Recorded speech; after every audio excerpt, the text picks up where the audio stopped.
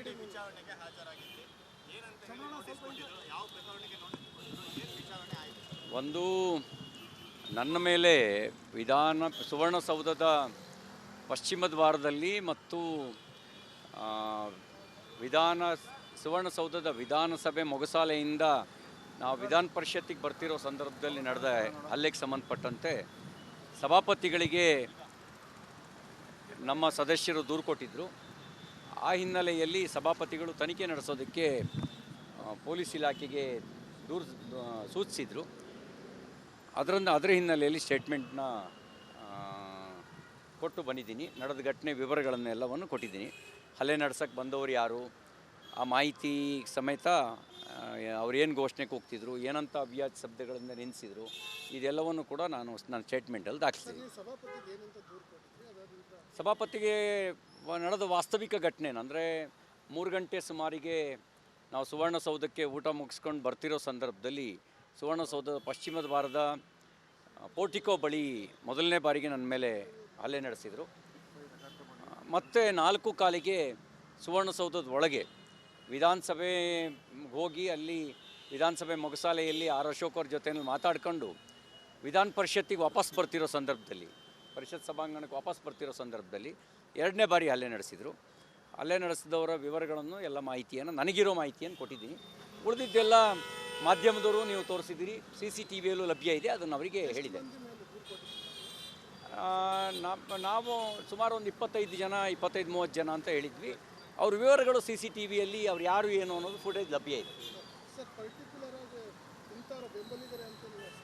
ಅದರಲ್ಲಿ ಈಗಾಗಲೇ ಐಡೆಂಟಿಫೈ ಆಗಿರೋದು, ಐಡೆಂಟಿಫೈ ಮಾಡಿರೋದು ಸಂಗನಗೌಡ ಅಂತ ಒಬ್ಬ ಲಕ್ಷ್ಮೀ ಹೆಬ್ಬಾಳ್ಕರ್ PA, ಇನ್ನೊಬ್ಬ ಸದ್ದಾಮ್ ಅಂತ ವಿಧಾನ ಪರಿಷತ್ ಸದಸ್ಯ ಚಂದ್ರರಾಜ್ ಹಟ್ಟಿಹೊಳಿ ಅವ್ರ PA.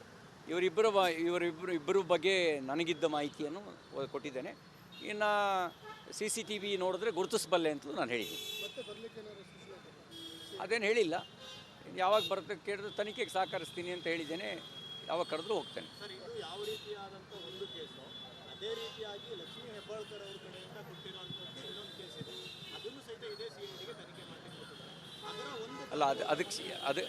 ಅದರ ಒಂದು ಅದಕ್ಕೆ ಸಂಬಂಧಪಟ್ಟಂತೆ ವಿಧಾನ ಪರಿಷತ್ನಲ್ಲಿ ಘಟನೆ ನಡೆದಿದೆ ಅಂತ ಮಾನ್ಯ ಸಚಿವರು ದೂರು ಕೊಟ್ಟಿದ್ದಾರೆ. ಅದಕ್ಕೆ ಸಂಬಂಧಪಟ್ಟಂತೆ ಜುಡಿಸ್ಟಿಕ್ಷನ್ ಎಸ್ಟಾಬ್ಲಿಷ್ ಆಗಬೇಕು.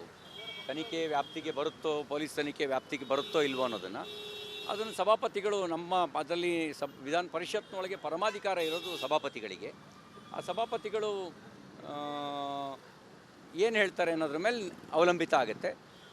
ಅದಕ್ಕಾಗಿ ನನಗೇನು ನೋಟಿಸ್ ಬಂದಿರಲಿಲ್ಲ. ಆ ಥರ ಬಂದರೆ ತನಿಖೆಗೆ ಸಹಕರಿಸ್ತೀನಿ. ನೋಡಿ, ನಾನೊಂದು ದೂರನ್ನ ಈಗಾಗಲೇ ಸಲ್ಲಿಸಿದ್ದೀನಿ. ಅದು ದೂರಿಗೆ ಸಂಬಂಧಪಟ್ಟಂತೆ ಇನ್ನು FIR ರಿಜಿಸ್ಟರ್ ಆಗಿಲ್ಲ. ನನ್ನ ಮೇಲೆ ಹಲ್ಲೆ ನಡೆದಂಥ ಸಂಬಂಧಪಟ್ಟಂತೆ ದೂರನ್ನ ಈಗಾಗಲೇ ನಾನು ಸಲ್ಲಿಸಿದ್ದೀನಿ. ಇದಿಷ್ಟು ದಿನ ಆದರೂ ಘಟನೆ ನಡೆದಿದ್ದು 19ನೇ ತಾರೀಕು, ಇವತ್ತು 9ನೇ ತಾರೀಕು, ಹತ್ತತ್ರ 20 ದಿನ ಕಳೀತು. 20 ದಿನ ಕಳೆದರೂ ಕೂಡ ಇನ್ನೂ FIR ರಿಜಿಸ್ಟರ್ ಆಗಿಲ್ಲ. ಅದಕ್ಕೆ ಸಂಬಂಧಪಟ್ಟಂತೆಯೂ ಕೂಡ ಅವರಿಗೆ ಇನ್ನೂ FIR ರಿಜಿಸ್ಟರ್ ಆಗದೇ ಇರೋದ್ರಿಂದ ಇವರು CID ಅವ್ರು ಹೇಳಿದರು FIR ರಿಜಿಸ್ಟರ್ ಮಾಡಿ ವರ್ಗಾವಣೆ ಮಾಡಿದ್ರೆ ಮಾತ್ರ ನಾವು ತನಿಖೆ ನಡೆಸ್ಲಿಕ್ಕೆ ಬರುತ್ತೆ ಅಂತೇಳಿ. ಹೌದು, ನಾನು ಕಂಪ್ಲೇಂಟ್ ಕೊಟ್ಟಿರೋದು ಖಾನಾಪುರದಲ್ಲಿ.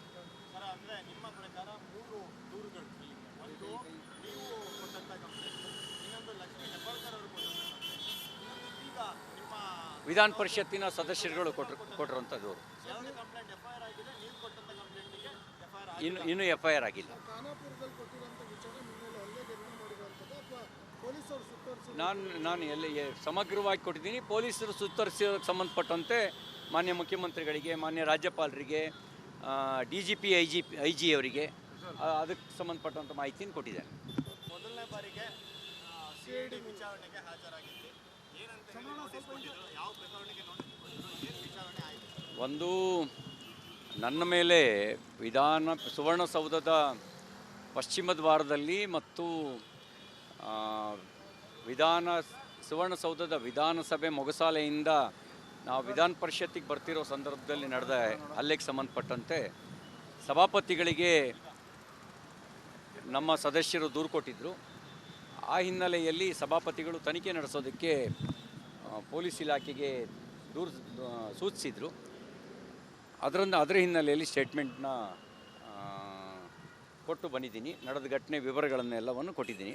ಹಲ್ಲೆ ನಡೆಸೋಕ್ಕೆ ಬಂದವರು ಯಾರು, ಆ ಮಾಹಿತಿ ಸಮೇತ ಅವ್ರು ಏನು ಘೋಷಣೆ ಕೂಗ್ತಿದ್ರು, ಏನಂತ ಅವ್ಯಾಜ ಶಬ್ದಗಳಿಂದ ನಿಲ್ಲಿಸಿದ್ರು, ಇದೆಲ್ಲವನ್ನು ಕೂಡ ನಾನು ನನ್ನ ಸ್ಟೇಟ್ಮೆಂಟಲ್ಲಿ ದಾಖಲಿಸಿದ್ದೀನಿ.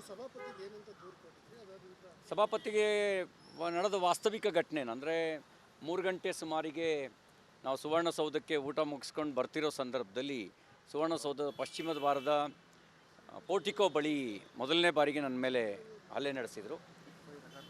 ಮತ್ತು 4:15ಗೆ ಸುವರ್ಣಸೌಧದ ಒಳಗೆ ವಿಧಾನಸಭೆ ಹೋಗಿ ಅಲ್ಲಿ ವಿಧಾನಸಭೆ ಮೊಗಸಾಲೆಯಲ್ಲಿ ಆರ್ ಅಶೋಕ್ ಅವ್ರ ಜೊತೆಯಲ್ಲಿ ಮಾತಾಡ್ಕೊಂಡು ವಿಧಾನ ಪರಿಷತ್ತಿಗೆ ವಾಪಸ್ ಬರ್ತಿರೋ ಸಂದರ್ಭದಲ್ಲಿ, ಪರಿಷತ್ ಸಭಾಂಗಣಕ್ಕೆ ವಾಪಸ್ ಬರ್ತಿರೋ ಸಂದರ್ಭದಲ್ಲಿ 2ನೇ ಬಾರಿ ಹಲ್ಲೆ ನಡೆಸಿದರು. ಹಲ್ಲೆ ನಡೆಸಿದವರ ವಿವರಗಳನ್ನು ಎಲ್ಲ ಮಾಹಿತಿಯನ್ನು, ನನಗಿರೋ ಮಾಹಿತಿಯನ್ನು ಕೊಟ್ಟಿದ್ದೀನಿ. ಉಳಿದಿದ್ದೆಲ್ಲ ಮಾಧ್ಯಮದವರು ನೀವು ತೋರಿಸಿದ್ದೀರಿ, CCTVಯಲ್ಲೂ ಲಭ್ಯ ಇದೆ, ಅದನ್ನು ಅವರಿಗೆ ಹೇಳಿದೆ. ನಾವು ಸುಮಾರು ಒಂದು 25-30 ಜನ ಅಂತ ಹೇಳಿದ್ವಿ. ಅವ್ರ ವಿವರಗಳು CCTVಯಲ್ಲಿ ಅವ್ರು ಯಾರು ಏನು ಅನ್ನೋದು ಫುಟೇಜ್ ಲಭ್ಯ ಇದೆ. ಅದರಲ್ಲಿ ಈಗಾಗಲೇ ಐಡೆಂಟಿಫೈ ಆಗಿರೋದು, ಐಡೆಂಟಿಫೈ ಮಾಡಿರೋದು ಸಂಗನಗೌಡ ಅಂತ ಒಬ್ಬ ಲಕ್ಷ್ಮೀ ಹೆಬ್ಬಾಳ್ಕರ್ PA, ಇನ್ನೊಬ್ಬ ಸದ್ದಾಮ್ ಅಂತ ವಿಧಾನ ಪರಿಷತ್ ಸದಸ್ಯ ಚಂದ್ರರಾಜ್ ಹಟ್ಟಿಹೊಳಿ ಅವ್ರ PA. ಇವರಿಬ್ಬರು ಬಗ್ಗೆ ನನಗಿದ್ದ ಮಾಹಿತಿಯನ್ನು ಕೊಟ್ಟಿದ್ದೇನೆ. ಇನ್ನು CCTV ನೋಡಿದ್ರೆ ಗುರುತಿಸಬಲ್ಲೆ ಅಂತಲೂ ನಾನು ಹೇಳಿದ್ದೀನಿ. ಅದೇನು ಹೇಳಿಲ್ಲ, ಯಾವಾಗ ಬರುತ್ತೆ ಕೇಳಿದ್ರೆ ತನಿಖೆಗೆ ಸಹಕರಿಸ್ತೀನಿ ಅಂತ ಹೇಳಿದ್ದೇನೆ. ಯಾವಾಗ ಕರೆದ್ರೂ ಹೋಗ್ತೇನೆ. ಸರ್, ಇದು ಯಾವ ರೀತಿಯಾದಂಥ ಒಂದು ಕೇಸು, ಅದೇ ರೀತಿಯಾಗಿ ಲಕ್ಷ್ಮೀ ಹೆಬ್ಬಾಳ್ಕರ್ ಅವ್ರ ಕಡೆಯಿಂದ ಕೊಟ್ಟಿರುವಂಥದ್ದು ಇನ್ನೊಂದು ಕೇಸ್ ಇದೆ, ಅದನ್ನು ಸಹಿತ ಇದೇ CIDಗೆ ತನಿಖೆ ಮಾಡಲಿಕ್ಕೆ ಅದರ ಒಂದು ಅದಕ್ಕೆ ಸಂಬಂಧಪಟ್ಟಂತೆ ವಿಧಾನ ಪರಿಷತ್ನಲ್ಲಿ ಘಟನೆ ನಡೆದಿದೆ ಅಂತ ಮಾನ್ಯ ಸಚಿವರು ದೂರು ಕೊಟ್ಟಿದ್ದಾರೆ. ಅದಕ್ಕೆ ಸಂಬಂಧಪಟ್ಟಂತೆ ಜುಡಿಸ್ಟಿಕ್ಷನ್ ಎಸ್ಟಾಬ್ಲಿಷ್ ಆಗಬೇಕು. ತನಿಖೆ ವ್ಯಾಪ್ತಿಗೆ ಬರುತ್ತೋ, ಪೊಲೀಸ್ ತನಿಖೆ ವ್ಯಾಪ್ತಿಗೆ ಬರುತ್ತೋ ಇಲ್ವೋ ಅದನ್ನು ಸಭಾಪತಿಗಳು ನಮ್ಮ ಅದರಲ್ಲಿ ವಿಧಾನ ಪರಿಷತ್ನೊಳಗೆ ಪರಮಾಧಿಕಾರ ಇರೋದು ಸಭಾಪತಿಗಳಿಗೆ. ಆ ಸಭಾಪತಿಗಳು ಏನು ಹೇಳ್ತಾರೆ ಅನ್ನೋದ್ರ ಮೇಲೆ ಅವಲಂಬಿತ ಆಗುತ್ತೆ. ಅದಕ್ಕಾಗಿ ನನಗೇನು ನೋಟಿಸ್ ಬಂದಿರಲಿಲ್ಲ. ಆ ಥರ ಬಂದರೆ ತನಿಖೆಗೆ ಸಹಕರಿಸ್ತೀನಿ. ನೋಡಿ, ನಾನೊಂದು ದೂರನ್ನ ಈಗಾಗಲೇ ಸಲ್ಲಿಸಿದ್ದೀನಿ. ಅದು ದೂರಿಗೆ ಸಂಬಂಧಪಟ್ಟಂತೆ ಇನ್ನು FIR ರಿಜಿಸ್ಟರ್ ಆಗಿಲ್ಲ. ನನ್ನ ಮೇಲೆ ಹಲ್ಲೆ ನಡೆದಂಥ ಸಂಬಂಧಪಟ್ಟಂತೆ ದೂರನ್ನ ಈಗಾಗಲೇ ನಾನು ಸಲ್ಲಿಸಿದ್ದೀನಿ. ಇದಿಷ್ಟು ದಿನ ಆದರೂ ಘಟನೆ ನಡೆದಿದ್ದು 19ನೇ ತಾರೀಕು, ಇವತ್ತು 9ನೇ ತಾರೀಕು, ಹತ್ತತ್ರ 20 ದಿನ ಕಳೀತು. 20 ದಿನ ಕಳೆದರೂ ಕೂಡ ಇನ್ನೂ FIR ರಿಜಿಸ್ಟರ್ ಆಗಿಲ್ಲ. ಅದಕ್ಕೆ ಸಂಬಂಧಪಟ್ಟಂತೆಯೂ ಕೂಡ ಅವರಿಗೆ ಇನ್ನೂ FIR ರಿಜಿಸ್ಟರ್ ಆಗದೇ ಇರೋದ್ರಿಂದ ಇವರು CID ಅವರು ಹೇಳಿದರು FIR ರಿಜಿಸ್ಟರ್ ಮಾಡಿ ವರ್ಗಾವಣೆ ಮಾಡಿದ್ರೆ ಮಾತ್ರ ನಾವು ತನಿಖೆ ನಡೆಸಲಿಕ್ಕೆ ಬರುತ್ತೆ ಅಂತೇಳಿ. ಹೌದು, ನಾನು ಕಂಪ್ಲೇಂಟ್ ಕೊಟ್ಟಿರೋದು ಖಾನಾಪುರದಲ್ಲಿ. ನಿಮ್ಮ ಪ್ರಕಾರ 3 ದೂರುಗಳು, ಒಂದು ನೀವು ಕೊಟ್ಟಂಥ ಕಂಪ್ಲೇಂಟ್, ಇನ್ನೊಂದು ಲಕ್ಷ್ಮೀ ಹೆಬ್ಬಾಳ್ಕರ್ ಅವರು ಕೊಟ್ಟಂಥ ಕಂಪ್ಲೇಂಟ್, ಇನ್ನೊಂದು ಈಗ ನಿಮ್ಮ ವಿಧಾನ ಪರಿಷತ್ತಿನ ಸದಸ್ಯರುಗಳು ಕೊಟ್ಟಿರುವಂಥ ದೂರು. ಎರಡು ಕಂಪ್ಲೇಂಟ್ FIR ಆಗಿದೆ, ನೀವು ಕೊಟ್ಟಂಥ ಕಂಪ್ಲೇಂಟಿಗೆ FIR ಇನ್ನೂ FIR ಆಗಿಲ್ಲ. ನಾನು ಸಮಗ್ರವಾಗಿ ಕೊಟ್ಟಿದ್ದೀನಿ. ಪೊಲೀಸರು ಸುತ್ತರಿಸೋದಕ್ಕೆ ಸಂಬಂಧಪಟ್ಟಂತೆ ಮಾನ್ಯ ಮುಖ್ಯಮಂತ್ರಿಗಳಿಗೆ, ಮಾನ್ಯ ರಾಜ್ಯಪಾಲರಿಗೆ, DGP IG ಅವರಿಗೆ ಅದಕ್ಕೆ ಸಂಬಂಧಪಟ್ಟಂಥ ಮಾಹಿತಿಯನ್ನು ಕೊಟ್ಟಿದ್ದೇನೆ.